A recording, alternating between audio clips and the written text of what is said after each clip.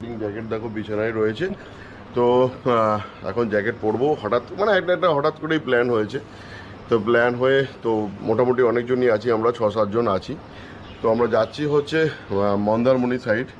তো মন্দারমণির সাইডেই একটা বিচ আছে, সেই বিচে আমরা নতুন একদম বিচ, সেই বিচটা পুরোপুরি সব কিছু ডিটেলস তোমরা কোথায় থাকছি না থাকছি, কী রেট আছে না আছে সেগুলো সবই জানতে পারবে।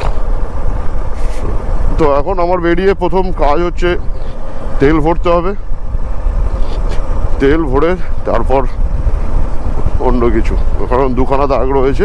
এখন গাড়িটার কি অবস্থা দেখো, না নাম্বার প্লেট আছে না ইন্ডিকেটার আছে না কিছু আছে, এটা দিয়ে রোডে চালিয়ে চলে এলো। কি অবস্থা, কেউ ধরেও না মনে হয়।